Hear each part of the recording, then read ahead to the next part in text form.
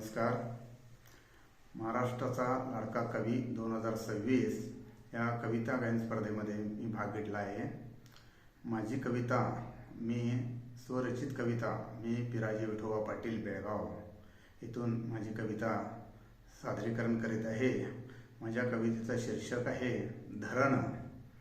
तर आता मी कवितेला सुरुवात करतो.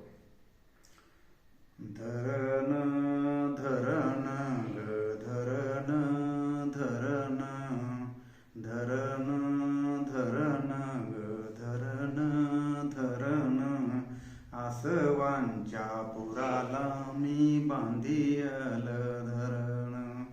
आसवांच्या पुराला मी बांधियल धरण. धरण धरण ग धरण धरण फुलाची ही वाटबाई काट्यातून चालते. चांदण्याची रातबाई उन्हातून पोळते. उन्हात पोळे श्वासबाई जाई ग जळून. धरण धरण ग धरण धरण लेकरांच्या भुकेला ग मिळू दे ग भाकर. राब राब राबतोय धनी माझा चाकर. डोळ्यामंदी फुले बाई हिरवस पान. धरण धरण ग धरण धरण धरणाच्या पाण्याखाली आयुष्याची होळी ग. दुसऱ्याच्या ताटामंदी सुखाची ही पोळी ग.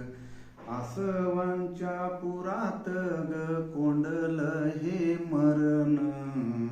धरण धरण ग धरण धरण आसवांच्या फांदीवर ज्ञानबाई फुलू दे.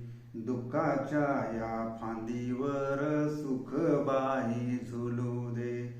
शिक्षणाने घडू दे बाई पोरांचं हे जीवन. धरण धरण धरण धरण गुरुजी येईल नवा आणि भरल शाळा ग. शिक्षणात फुलेल बाई ज्ञानाचा हा मळा ग.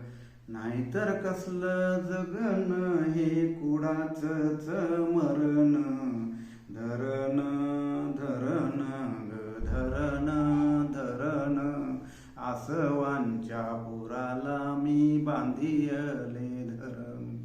आसवांच्या पुराला मी बांधियले धरण. धन्यवाद.